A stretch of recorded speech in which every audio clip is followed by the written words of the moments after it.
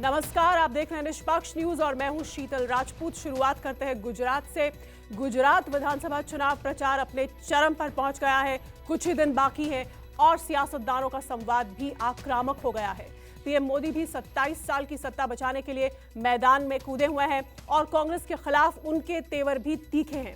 सुरेंद्रनगर की रैली के जरिए पीएम मोदी ने कांग्रेस नेता मधुसूदन मिस्त्री के औकात वाले विवादास्पद बयान पर पलटवार किया। पीएम ने कहा कि कांग्रेस अभी तक अहंकार में डूबी हुई है।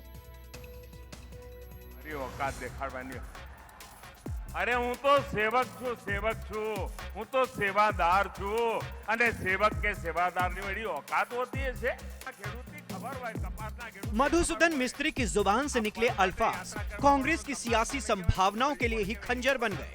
गुजरात के चुनावी दंगल में पीएम मोदी ने इसी अल्फाज को कांग्रेस पर हमले का हथियार बना लिया। मधुसूदन मिस्त्री के बयान को गुजरात के अपमान से जोड़ दिया। कांग्रेसी तरकश से निकले तीर को कांग्रेस के सीने में ही उतार दिया। कांग्रेस वाला कहे छे आ मोदी ने एनी औकात बतावी देशु। औकात मोदी को उसकी औकात दिखा देंगे। अहंकार जो भाइयों, अहंकार जो मोदी को उसकी औकात दिखा देंगे। अरे माँ बाप, તમે તો બધા રાજ પરિવારો છો, હું તો એક સામાન્ય પરિવારનું સંતાન છું। મારી કોઈ औकात નથી બાપા, તમે મારી औकात દેખાડવાની। અરે હું તો સેવક છું, હું તો સેવાદાર છું અને સેવક કે સેવાદારની એડી औकात होती है छे। बात निकली तो दूर तलक पहुंची। अतीत के तमाम पन्ने खुलते चले गए। किस्त दर किस्त विवादित बयानों की पूरी फहरिस्त जुबान पर आ गई। हजारों के हुजूम के सामने पीएम मोदी कांग्रेस को आईना दिखाने लगे। औकात की बजाय विकास पर चर्चा को ललकारने लगे।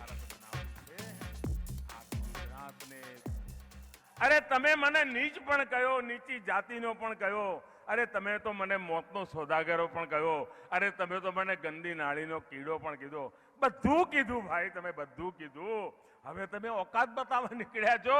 અમારી કોઈ औकात નથી। મહેરબાની કરીને વિકાસના મુદ્દાની ચર્ચા કરો અને આ ગુજરાતને વિકસિત ગુજરાત બનાવવા માટે આવો મેદાનમાં।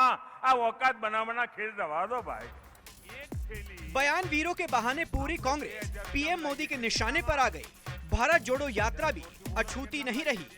ना तो राहुल गांधी का आया, ना ही मेधा पाटकर का, लेकिन यात्रा की एक तस्वीर के जिक्र से पीएम मोदी ने देश की सबसे पुरानी पार्टी को विकास विरोधी बता दिया। जनता से ऐसे लोगों को हराने का आह्वान कर दिया। भाइयों बहनों, आ चूंटणीमां के जेमने भारतनी जनताए पद परथी हटावी दीधा छे एवा लोको पद माटे यात्रा करी रह्या छे। पद माटे यात्रा करे तो लोकशाही में करे, परंतु जेमणे गुजरात ने तरस्यु राख्यु, जेमणे गुजरात में मां नर्मदा ने आवती रोकवा माटे 40 वर्ष सुधी कोर्ट कचेरीओ करी, एवा नर्मदा विरोधीओना खभे हाथ मूकीने पद माटे यात्रा करवा वाळाओ आ गुजरातनी जनता तमने सजा करवानी छे। सजा आ चूंटणी नर्मदा विरोधीओने सजा करवा माटेनी चूंटणी सुरेन्द्रनगर जिल्लामां बनवी जोईए। एवी भूल कराय।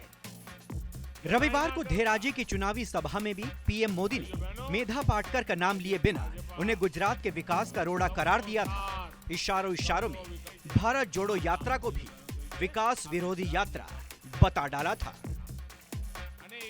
ये बहन जे आंदोलन चलावता ना एमना खभे हाथ मूकीने गई काले कांग्रेसना एक नेता पदयात्रा करी रहा था।